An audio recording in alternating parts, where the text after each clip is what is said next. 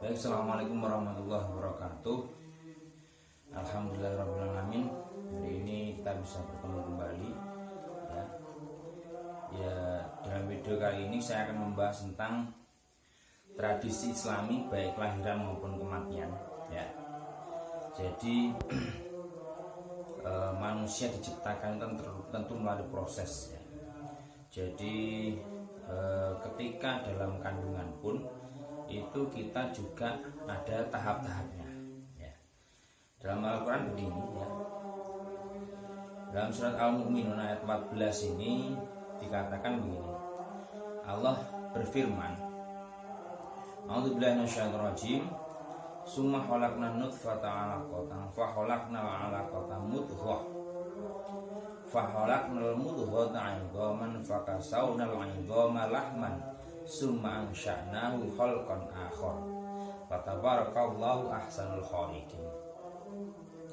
Yang artinya begini, kemudian air mani itu kamu jadikan segumpal darah, lalu segumpal darah itu kamu jadikan segumpal daging, kemudian dari segumpal daging itu kamu jadikan tulang belulang, lalu tulang belulang itu kami bungkus dengan daging, kemudian kami jadikan dia makhluk dengan bentuk lain. Maha suci Allah, pencipta yang paling baik. Jadi kalau menurut tafsir Jalalain, ini proses terbentuknya manusia, atau proses diciptakannya manusia, mulai dari bertemunya sel telur atau ovum dengan sperma. Karena begini, Kanjeng Nabi pun juga menjelaskan, Inna hadukum yajma'u khalqahu fi batni ummihi arba'ina yawman nutfah. Jadi proses pertama, 40 hari pertama, yaitu bertemunya antara sel telur dengan sperma, itu 40 hari pertama, dia berproses. Kemudian setelah 40 hari berproses itu, summa yakunu 'alaqatan misla dzalik. Summa yakunu 'alaqatan misla dzalik. Kemudian di 40 hari kedua selanjutnya itu berbentuk alaqah.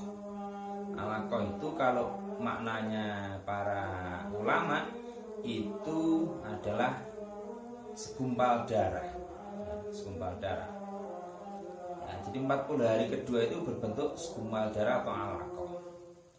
Summa yakunu mudghatan mithla dzalik. Kemudian 40 hari selanjutnya itu berbentuk mudghah. Mudghah itu segumpal daging. Summa yursalu ilaihil malaku fayanfa'u fihi ruh. Kemudian Allah mengutus malaikatnya, atau Allah mengutus malaikat itu untuk meniupkan ruh di dalam jasad tadi. Jadi proses ditiup ruhnya itu 40 sekitar 120 hari atau mungkin 4 bulan. Disinilah yang disebut tradisi Islami yang baik. Kenapa? Karena biasanya 40 kali 3 ini, di 40 yang ketiga ini biasanya orang-orang Jawa, atau mungkin orang-orang Islam yang ada di Nusantara ini biasanya mengadakan sebuah ritual atau selamatan, yaitu neloni. Kenapa kok neloni? Neloni itu karena di sini adalah 40 hari yang ketiga. Ketika ruh ditiupkan ke dalam jasad ketika masih dalam kandungan, itu diteloni. Nah, isinya apa sih neloni itu? Neloni itu isinya adalah biasanya itu dibacakan surat Yusuf, atau juga bisa dibacakan surat Maryam. Jadi kita mengundang tetangga atau mungkin sanak saudara, kita kumpulkan, kemudian kita membaca surat Yusuf atau Maryam, kemudian membaca kalimat thayyibah terus ditutup dengan doa. Harapannya apa? Ketika roh ini ditiupkan ya, ke dalam jasad yang ada di dalam kandungan ibu tadi ya, janin tadi itu ya, diharapkan ya, kalau mungkin nanti lahir putri atau takdir perempuan itu bisa mencontoh ya itbah seperti Siti Maryam. Kalau mungkin laki-laki itu diharapkan bisa seperti Nabi Yusuf. Ini seperti itu ya. Nah, itu proses neloni. Ya, jadi sebetulnya itu bagus ya, karena memang pertama kali roh ditiupkan itu kita mengadakan selamatan atau kenduri ya, terserah ya. Tapi yang jelas isinya itu tetap kita membaca Quran dengan harapan apa? Kita berdoa semoga yang ditiupkan itu menjadi calon manusia-manusia yang baik. Kemudian setelah roh itu ditiupkan tentu ya, dalam Al-Quran tekanan alastu birabbikum ya, si fulan tadi yang setelah ditiupkan tadi dipersaksikan, ya fulan, apakah kamu nanti itu akan lupa ya bahwa saya adalah Tuhan kamu? Alastu berqalu bala sayyidnya, mboten, tidak Gusti, saya tidak akan lupa ya, tidak akan lupa bahwa engkau adalah Tuhan saya. Jadi sebetulnya di dalam kandungan itu manusia ya, manusia calon manusia itu sebetulnya ya sudah mempersaksikan bahwa dia adalah hambanya Allah ya. Jadi dipersaksikan bahwa dia adalah hambanya Allah. Saya tidak akan lupa Gusti. Walaupun toh itu orang Kristen iya, walaupun toh itu orang non Muslim tetap ya. Jadi proses penciptaan tetap seperti di dalam kandungan dia juga dipersaksikan. Apakah kamu nanti lupa? Oh enggak Gusti, saya tidak akan lupa ya. Terus kemudian ya, pada waktu ditiupkan ruh itu juga ditentukan ya, wa yu'maru bi arba'i kalimatin ya, bikat berizki ya, wa ajalihi wa amalihi wa syakiyun au sa'idun. Nah, ini yang penting ya. Jadi ketika 40 hari yang ketiga tadi, yang di putaran ketiga, makanya disebut neloni, itu ya sudah diberikan garis ya, atau garis ketentuan takdir ya, takdir si fulan tadi perihal tentang apa? 4 hal itu. Satu, terkait dengan rezeki. Terus kemudian setelah rezeki yang kedua itu adalah ajal, kapan dia mati ya. Terus kemudian perbuatannya, kira-kira ini nanti bagaimana. Terus kemudian kehidupannya nanti itu sengsara ataukah bahagia, itu sudah ditentukan ya, semenjak roh itu ditiupkan ke dalam jasad waktu masih dalam kandungan ibu ya. Nah, jadi ya, rizki, ajal ya, perbuatan itu maksudnya nanti dia seperti apa, orangnya ini akan jadi orang seperti apa. Nah, terus kemudian nanti endingnya dia akan sengsara atau bahagia, itu semua sudah digariskan ketika ditiupkan roh itu tadi ya. Terus kemudian ya, bayi itu berproses ya, ketika berumur sekitar 8 bulan ya, atau sekitar kalau kita ngitung 40 hari ya, berarti 40 hari yang ketujuh, menginjak yang ketujuh, 40 hari yang ketujuh, berarti sekitar bulan 8 ke 9 ya, atau bulan ke kandungan umur 9 bulan ya. Itu biasanya kalau dalam adatnya itu dikenal dengan walimatul hamil atau tingkepan hamil ya. Tingkepan itu apa sih sebetulnya ya? Ini juga tradisi yang baik ya. Karena apa? Karena ketika umur ya, kandungan umur sekian atau kandungan ini sudah hampir waktunya untuk melahirkan, itu kita sama-sama berdoa ya.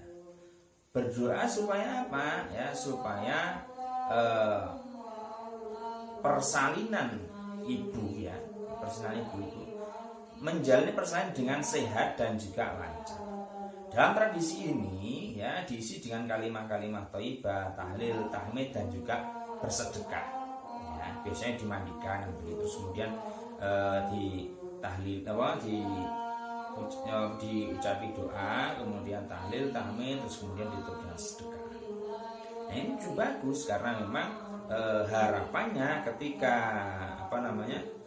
didoakan seperti ini baik ibu maupun bayinya itu sama-sama selamat ya. Artinya proses persalinannya juga lancar, bayinya juga selamat ya.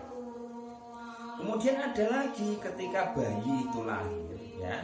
Bayi itu lahir tentu juga ada proses lagi ya. Tradisi yang baik apa tradisi yang Islam itu? Yaitu adalah akikah. Nah, apakah ada akikah itu dalam sunnah atau mungkin dalam Al-Quran ya? Jadi akikah ini bersifat sunnah. Kenapa kok sifat sunnah ya? Karena Kanjeng Nabi dulu dalam kitab Fathul Mu'in ya, itu juga mengakikahi putranya ya, mengakikahi putranya Kanjeng Nabi. Nah, terus sebetulnya apa sih akikah itu ya? Nah, ya.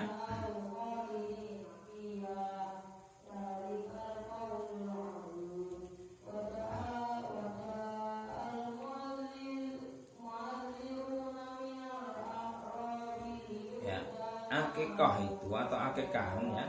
Kalau akikahan ya itu berarti kamu mengundang tangga ya, atau mengundang sanak saudara untuk apa? Untuk membacakan ayat suci Al-Quran, zikir, dan biasanya juga ada membaca maulid berjanji. Yang kemudian ya itu sedikit memotong rambut bayi ya oleh sejumlah undangan secara bergantian saat mahal qiyam. Jadi waktu membaca berjanji itu ketika mahal qiyam itu dipotong rambutnya. Disertai apa? Biasanya disematkan nama ya, nama si bayi tadi yang baru lahir. Nah, akikah ini yang baik itu juga ada waktunya ya. Jadi yang disunahkan oleh Kanjeng Nabi akikah itu ketika bayi lahir setelah 7 hari ya. Jadi setelah 7 hari ya itu sebaiknya diakikahi ya. Kalau lahir laki-laki berarti 2 ya, 2 domba atau 2 kambing. Kalau bayinya perempuan cukup 1 saja ya. Kemudian ya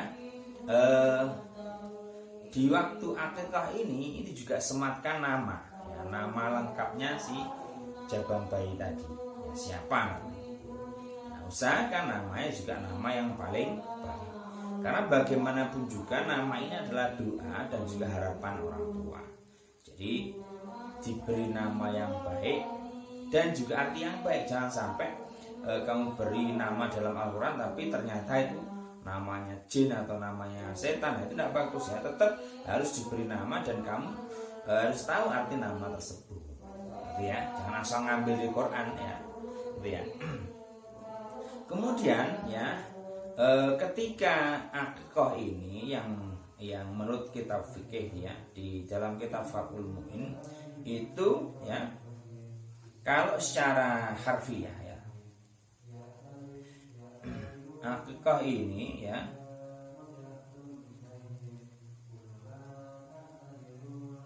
dimaknakan pemotongan. Apa yang dipotong ya tadi kambing atau domba ya. Yang paling bagus ketika memotong itu pada waktu duha ya. Terus kemudian dipotong sendiri ya oleh orang tuanya mungkin, atau bisa diwakilkan kalau memang tidak bisa ya. Ini kenapa sih kok akikah harus dilakukan? Karena memang ada faedahnya, yaitu memberikan mandat kepada si anak untuk memberikan syafaat kelak kepada orang tuanya. Jadi begini ya. Seorang anak itu bisa nanti mensyafaati orang tuanya. Contoh ini, ada orang tua yang nanti akan diputus untuk masuk neraka. Tetapi orang tua ini punya anak yang solih, dia ahli ibadah, ahli ilmu, dia punya ilmu yang banyak ya. Kemudian orangnya alim ya. Akhirnya anak ini diputuskan masuk surga. Kemudian si anak ini karena dia adalah min ahlil jannah, ya, sedangkan orang tuanya itu ahli nar, maka dia si ahli jannah itu protes kepada Allah. Ya Allah, orang tua saya mana? Orang tua kamu itu adalah masuk, takdirnya adalah masuk neraka, atau keputusannya itu masuk neraka. Tidak bisa Gusti, karena bagaimanapun juga saya itu maksudnya si yang anak tadi itu ditakdirkan masuk surga tadi itu karena wasilah orang tua saya. Orang tua saya yang menyekolahkan saya, orang tua saya yang mendidik saya, orang tua saya membiayai saya mondok sehingga saya menjadi seorang yang alim. Itu ya. Kalau tidak bisa Gusti, maka saya akan terjun ke neraka dan saya akan cari orang tua saya. Nah, orang yang ahli ibadah atau ahli surga itu ketika turun ke neraka, maka rokok itu apinya bisa padam. Jadi akhirnya sudah tidak apa-apa kalau itu silahkan. Allah perintah kepada malaikat sudah kalau itu silahkan orang tuanya diangkat. Nah, itu adalah salah satu contoh bahwa anak itu memang investasi jangka yang sangat panjang sekali. Maka dari itu diproseslah sedemikian hingga tadi ya, mulai dari dalam kandungan ataupun ketika setelah anak itu lahir. Ya. Kemudian ada pertanyaan begini ya, ketika anak itu lahir kan ya, dia ada ari-arinya itu ya. Kadang ada beberapa orang yang tanya begini, Gus, kenapa kok ari-arinya kok harus dicuci dulu, kemudian dikuburkan, nggak dibuang saja ke sungai atau bagaimana gitu ya? Itu ada yang tanya begitu. Nah, sebetulnya penjelasannya simpel sekali ya. Kenapa kok ari-ari itu ya di rumah diperlakukan dengan cukup baik ya, dikuburkan, dibersihkan dulu kan begitu, kemudian dikuburkan. Itu sebetulnya begini ya. Jadi di dalam ari-ari itu tadi, itu kan kalau orang Jawa biasanya batur bayi ya. Di dalam ari-ari itu sebetulnya itu ada suku cadang. Suku cadangnya apa? Suku cadangnya manusia itu sebenarnya ada di ari-ari tadi ya. Maka dari itu ari-ari itu diperlakukan dengan sedemikian hingga dicuci dulu, kemudian biasanya ditaruh dalam di dalam tempat kayak kendi atau apa itu ya, atau apalah ya. Kemudian biasanya dikasih ayat kursi ya, kemudian ditempelkan di atasnya, dipakai jarum kan begitu. Kenapa kok seperti itu? Rasanya begini ya. Jadi ari-ari itu sebetulnya itu adalah suku cadangnya manusia. Maka dari itu ya, kalau mungkin kamu nanti ke Singapura atau ke Cina ya, itu ari-ari itu tidak dibuang atau dibuang ke sungai atau enggak, tapi disimpan ya. Ari-ari disimpan, enggak tahu untuk apa, yang jelas itu sebagai suku cadangnya manusia. Nah, orang ya, ketika Islam datang itu ya, karena zaman dulu sebelum Islam datang itu memang ari-ari itu disimpan kemudian ditaruh di alam jin. Kenapa kok taruh? Ketika ditaruh di alam jin, maka ari-ari ini tidak akan berubah, ya kan tetap. Kemudian ketika nanti seorang itu tadi sakit, itu ari-arinya diminta, kemudian ditransplantasi oleh para empu zaman dahulu itu, para empu. Nah, ketika Islam datang maka dirubah. Ya. Ari-ari itu tetap diperlakukan dengan baik, dikubur, dikasih ayat suci Al-Quran, supaya apa? Supaya tidak diganggu oleh makhluk halus tadi, ya, tidak diganggu jin tadi. Ya, akhirnya dikasih ayat Quran. Nah, kok kasih jarum Gus ya supaya tidak dimakan anjing atau apa, begitu aja, simpel aja sebetulnya. Ya. Terus kok dikasih lampu ya supaya ada tandanya, kan itu ari-ari. Kan gitu. Nah sebetulnya ketika kita masih punya ari-ari itu ya, biasanya kalau mungkin para kiai atau para ulama-ulama dulu itu ditransplantasikan. Ya, ketika mungkin seorang anak itu rewel atau mungkin sakit-sakitan, itu biasanya seorang kiai atau ulama itu nanti akan mencari tempat ari-arinya di mana. kemudian ditransplantasikan melalui doa. Jadi didoakan ya, transplantasikan supaya anak itu sembuh kalau mungkin dia sakit, lalu kalau mungkin rewel supaya dia lebih tenang lagi. Itu juga bisa jadi seperti itu. Jadi proses transplantasinya melalui doa. Nah kalau medis itu biasanya kalau mungkin kamu ke Singapura itu ada, jadi bank ari-ari itu ada. Sistem transplantasinya ya melalui teknologi mereka. Nah seperti itu ya. Itu terkait dengan ari-ari. Terus kemudian ya si anak tadi yang sudah dikasih nama ya, diakikoi dan sebagainya. Nah itu adalah proses kenapa kelahiran itu sangat penting ya.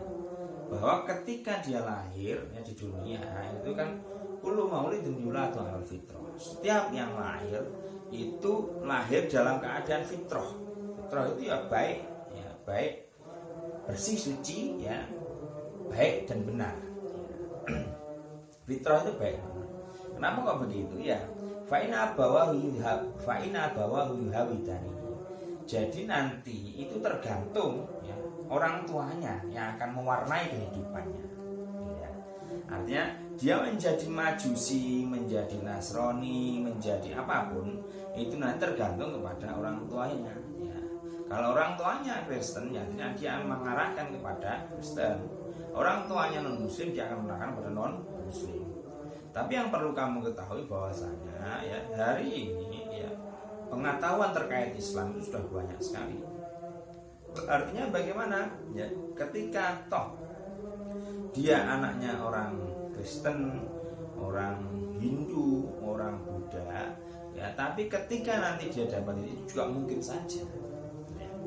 Ada seorang anak yang dibesarkan dalam kondisi Hindu, kemudian lama-lama ketika dewasa dia mengenal Islam, ya kemudian dia mati juga bisa. Ya, jadi seperti itu. Tapi memang pertama kali pendidikan yang pertama kali itu ada di orang tuanya. Jadi yang bertanggung jawab pertama kali adalah orang tuanya. Ya.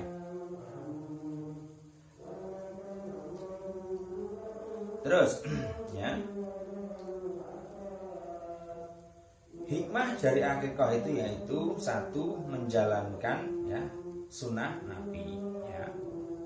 Terus kemudian dalam akikah ya juga ada faedahnya, salah satunya adalah mengusir setan yang mengganggu anak saat lahir ya. Karena apa? Karena didasari dengan hadis ini kullu hulamin murtahunna ya, kullu hulamin murtahannu bi'aqiqatihi ya. Maaf ya. Setiap anak itu tergadai dengan akikahnya. Nah, jadi anak ini ya sudah bersih. Ya, jadi ketika di akikah itu berarti anak itu sudah bersih. Ya. Ini menurut Ibnu Qayyim al-Jauzi rahimahullah terbebas dari gangguan setan ketika anak itu sudah di akikah. Ini menurut Ibnu Qayyim al-Jauzi ya. Kalau menurut Imam Ahmad rahimahullah ya dia tergadai dari akikahnya, diartikan ia terbebas dari memberikan syafaat kepada orang tuanya. Nah, jadi nanti bisa mensyafaati orang tua ketika anak itu sudah diakikahi. Terus kemudian hewan sembilan akikah itu bagaimana yang disembelih? Yang disembelih tentu ketentuan seperti korban ya. Harus balik poel ya. Maksudnya sudah sesuai syariat kurban ya, tidak boleh pincang ya, kemudian tidak boleh cacat. Nah itu ya.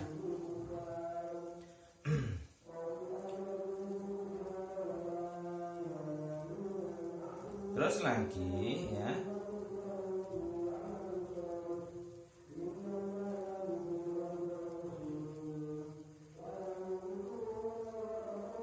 ketika mungkin tidak mampu 7 hari, maka itu boleh ke 14 harinya, ke 21 ya. Karena memang akikah ini adalah sunnah muakkad, jadi yang paling ditekankan, sangat ditekankan. Terus kemudian bayi yang meninggal dunia sebelum hari ke-7 disunahkan juga untuk disembelihkan akikahnya. Jadi meskipun belum sampai 7 hari ya, bayi itu meninggal, itu tetap disunahkan untuk diakikoh ya. Nah, jadi terus ada pertanyaan begini, akikoh itu dagingnya itu diberikan masak atau mentah seperti kurban? Nah ini bedanya. Kalau daging akikoh itu lebih baik dimasak ya. Jadi disodakohkan ke tetangga atau ke saudara dalam kondisi sudah matang atau siap saji. Kalau untuk kurban ya itu lebih bagus dagingnya mentah ya. Terus kemudian ya,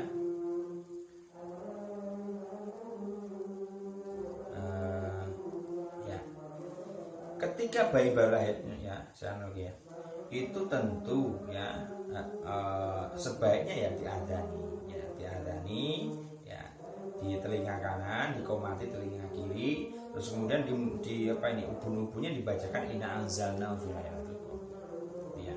Supaya apa? Supaya ini terhindar dari zina. Jadi ketika lahir pertama kali harus diadani, supaya apa? Supaya yang mendengar, yang ya telinga ini ketika lahir di dunia itu yang didengar pertama kali azan ya. Baik, saya pikir untuk terkait lahiran itu. Terus kemudian terkait dengan kematian ya, tradisi dalam kematian. Jadi begini, kalau tradisi dalam kematian ini ya, tentu kita pahami bersama bahwasanya ketika orang meninggal ya, idza mata bunu adam in qata amalu. Jadi ketika anak Adam ini meninggal, itu tentu semua amalnya terputus. Maksudnya semua amal terputus bagaimana? Dia sudah tidak bisa beramal lagi, gitu ya. Beramal baik maupun beramal jelek, dia tidak bisa. Nah, ilamin salasin, kecuali 3. Apa itu? Shadaqatin jariyah. Jadi sedekah jariyah yang mengalir. Ya, mengalir itu maksudnya contoh begini, kamu wakaf tanah ke masjid, membantu membangun masjid. Selama masjid itu masih berdiri dan digunakan untuk sholat, maka kamu akan mendapatkan pahala yang terus mengalir abadan sampai masjid itu hilang. Kamu membantu membangun sebuah musola, membangun sebuah madrasah, membangun sebuah TPG ya, itu juga termasuk salah satu contoh jariyah. Au ilmu yuntafa'u bihi, atau ilmu yang bermanfaat. Contoh ya, sekarang hari ini saya mengajar ya, saya ya mendapatkan ini dari guru saya ya. Nah, guru saya, walaupun guru saya sudah mati, ketika saya mengajarkan seperti ini, tentu guru saya yang belum mengajari saya itu juga mendapatkan jariyah pahala. Terus kemudian nanti ketika orang tua sudah meninggal, maka orang tuanya pun, karena orang tua yang menjadi wasilah untuk mencari ilmu, orang tua juga tetap mendapat pahala gitu. Jadi ketika kamu nanti pandai, kamu pinter ngaji ya, terus kamu lagi punya murid, contoh hari ini saya punya mahasiswa sebanyak 100 saya ajar ya, saya ajar tentang bagaimana sih caranya untuk mendoakan orang tua, bagaimana beragama Islam yang baik, maka ya saya dapat pahala, orang yang mengajari saya dapat pahala, orang tua saya juga dapat pahala. Itu yang disebut apa? Ilmu yang bermanfaat. Terus kamu nanti punya murid umpamanya 100, nah, itu akan terus berlipat dan akan terus kontinu sampai kapanpun. Nah, yang terakhir yaitu awalatin sholihiyat Allah, yaitu anak-anak yang sholih yang mau mendoakan. Nah, ini yang begitu.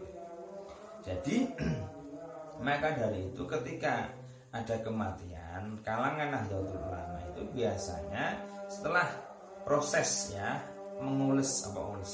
merawat jenazah ya, proses ya merawat jenazah ya, mulai dari dimandikan, kemudian dikafani, kemudian disolati, yang terakhir biasanya juga ditahlili. Kenapa kok ditahlili?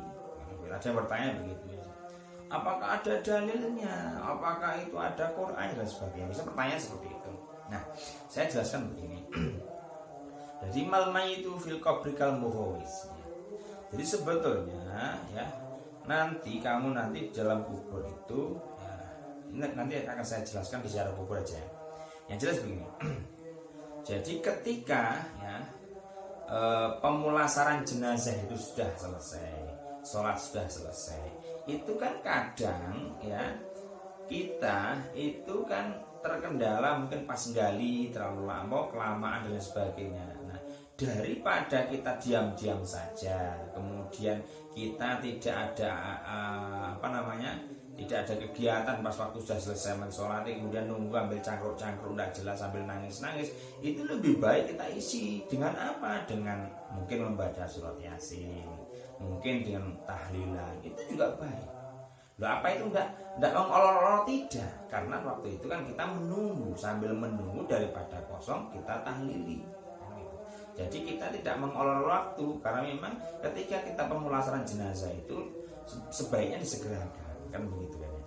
Nah, kita itu ketika mentahlil itu membantu doa, ya mendoakan supaya mayat ini nanti ketika kita antar ke kuburan ya, kita antarkan di peristirahatan tadi itu juga mendapatkan keringanan ya, ketika ditanya malaikat mungkin ketika didatangi oleh para malaikat itu mereka mendapat keringanan dari doa-doa dan juga persaksian kita. Apalagi ya mungkin keluarganya sudah hafal Quran dan sebagainya ya, itu dengan mungkin mengaji suratnya. Kenapa? Karena begini ya. Jadi kitab sak dunya ini ada 1240 kalau nggak salah ya. Itu terangkum dalam 4 kitab samawi ya. Taurat, Zabur, Injil, Quran ya. Nah, 4 kitab ini ya itu intinya itu dalam Al-Quran. Nah, Al-Quran intinya itu adalah dalam surat Yasin. Nah, ketika kalian punya anak saudara atau keluarga yang meninggal kemudian dibacakan surat Yasin, itu akan menolong ya.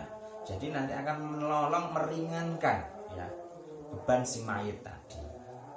Ya. Terus kemudian ya ketika kita bacakan tahlil ya tentu ya itu nanti juga wujud dari doa supaya apa? Supaya ketika nanti berhadapan-hadapan dengan malaikat Munkar Nakir ya dia lolos dan juga tentu bisa menjawab semua pertanyaan dan mendapatkan nikmat kubur, bukan mendapatkan siksa kubur. Jadi ini seperti itu. Karena apa? Karena begini. Jadi